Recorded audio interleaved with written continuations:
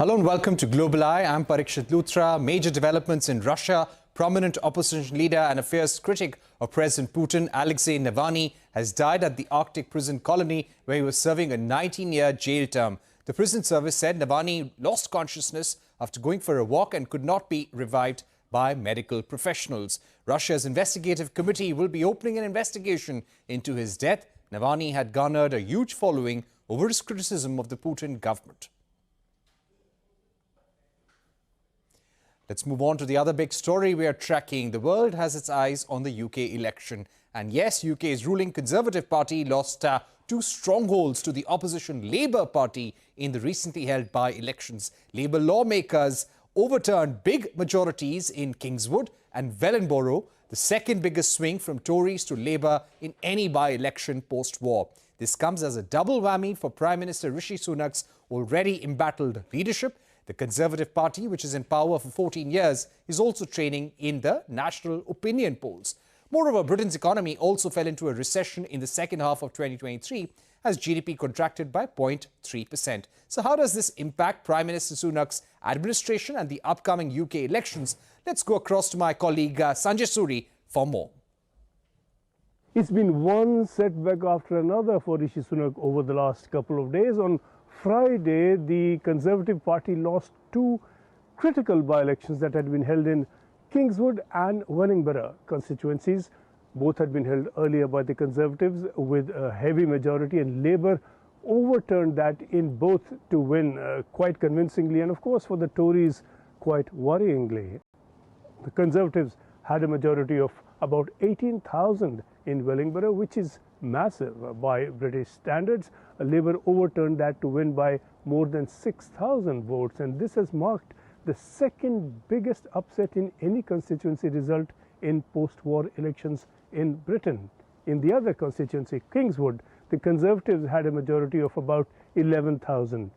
Again, quite substantial, and here Labour beat the Tories to win by about 2,500 votes. Still clear enough. Remember that the smallest margin for a current MP in Britain is 57 votes.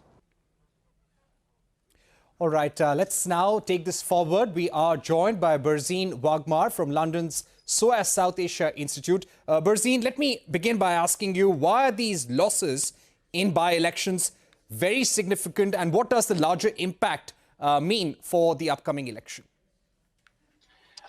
First things first, this is the 10th consecutive loss for the Tories, and it will continue if there are more by-elections, standby turf by-elections if they do occur. And Mr. Sunak may try to plaster the situation this morning, as he said, that there is work to be done, which is an understatement, and that there are certain challenges. That's just political speak. But he is in a very sticky situation. There's no denying that. Parliament must be dissolved by 17th December, and elections must be held, national elections, by 20th January 2025.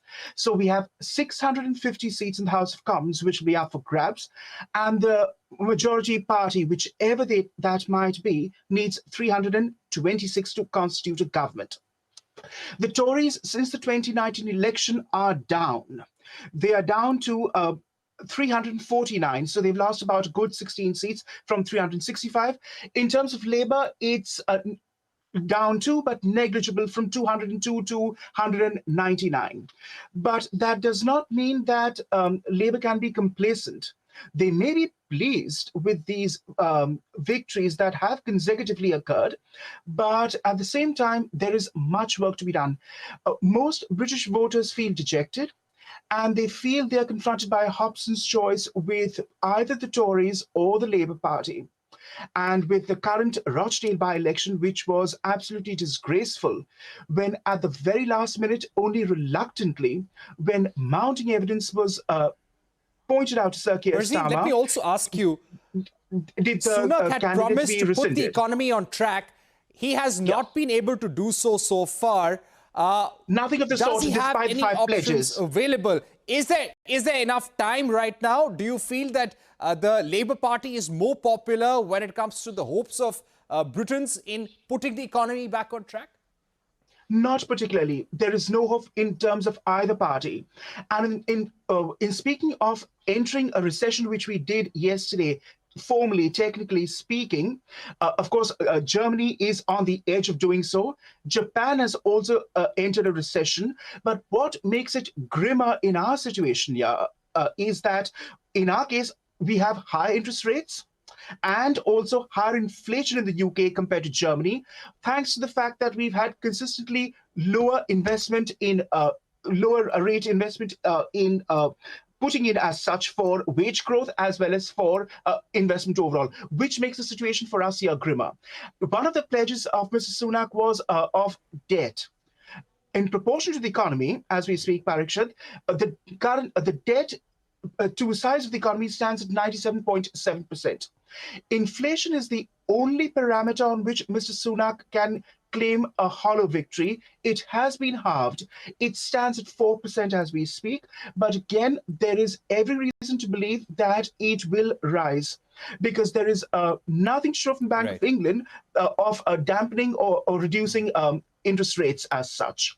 So Mr. Sunak's got his work cut out for him, but so does the Labour Party.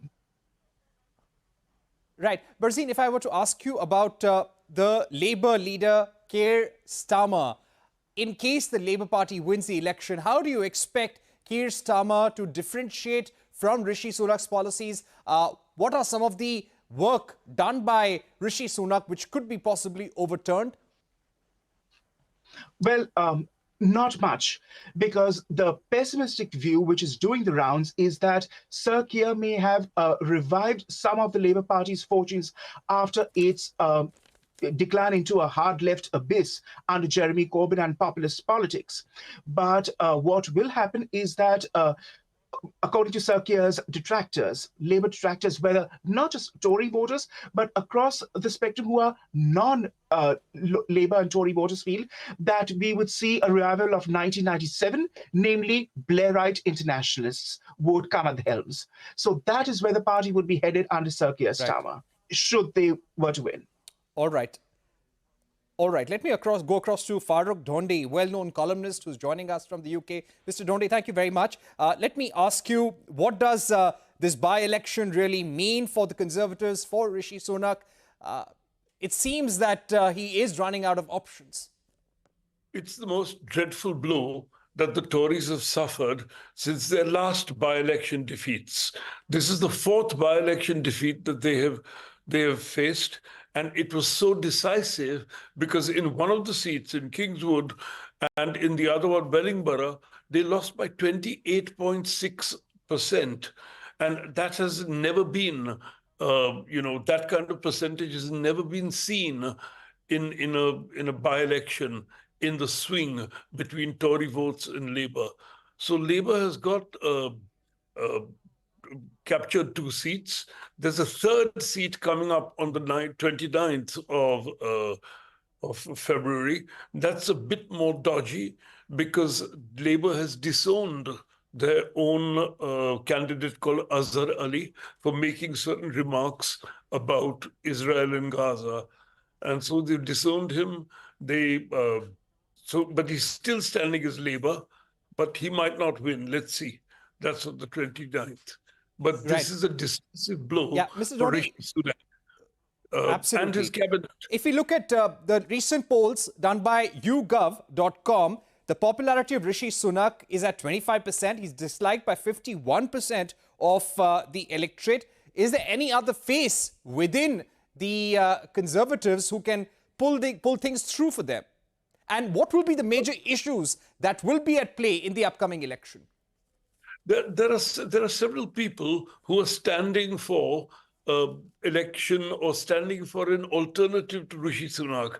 One of them is Nigerian-born Kemi Badenoch, and the other one is Penny Mordaunt. And Penny Mordaunt just made the only public thing that Penny Mordaunt ever did was carry a big sword in King George III's coronation, and I don't know whether, King Charles III's coronation. And she was known for that, photographed all over the place, televised. But otherwise, one doesn't know what she stands for. Kemi Badenoch is a kind of compromise candidate, but they both of them are resolved to losing the election and replacing Rishi Sunak after he loses the election as the opposition leader rather than as a prime ministerial candidate. Mr. Dhondy? Right. Yeah. Mr. Dhondy, one more question that I'd like to ask you is about the continuity, the support for the relationship with India. We're in the final stages of the FTA, but definitely not there as yet. Is there political will, the political stomach in the UK government and the Conservatives to sign a deal right now, or you expect it to fall after the election takes place?